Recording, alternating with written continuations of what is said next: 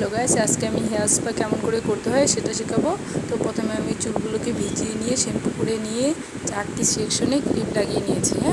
এবং নিচের থেকে আমি স্পা ক্রিম অ্যাপ্লাই করা শুরু করছি।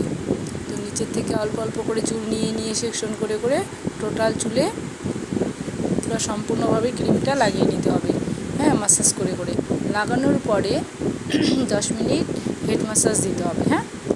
খুব সুন্দর করে হেড মাসাজ দিতে হবে। দেওয়ার পরে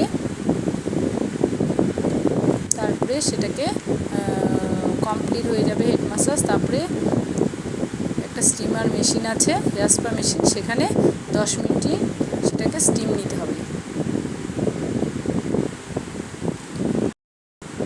স্টিম নেওয়ার পর 10 মিনিট, তারপরে 20 মিনিট এমনি রেখে দিতে হবে চুলটাকে। রাখার পরে তারপরে চুলটাকে ধুয়ে নিতে হবে ঠান্ডা জল দিয়ে।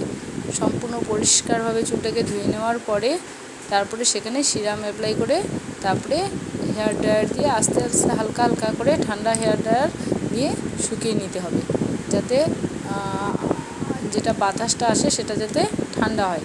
তো তারপরে আমরা কমপ্লিট করে নিব, হেয়ার সিরাম লাগাবো, অ্যাপ্লাই করব, তারপরে চিরুনি করে নিয়ে সেটা আমাদের কমপ্লিট হয়ে যাবে হেয়ার স্পা। তো হেয়ার স্পা যাদের হেয়ার ফল থাকে তাদেরকে হেয়ার ফল সিরামটাও ইউজ করতে হয় ক্রিমের মধ্যে। তো লরিয়ালের হেয়ার স্পা সবথেকে সুন্দর, ওর থেকেও ভালো হলো মেট্রিক্সের হেয়ার স্পা। মেট্রিক্সের হেয়ার স্পা চুলটা সিল্কি এবং শাইনি করে এবং চুল ওঠাও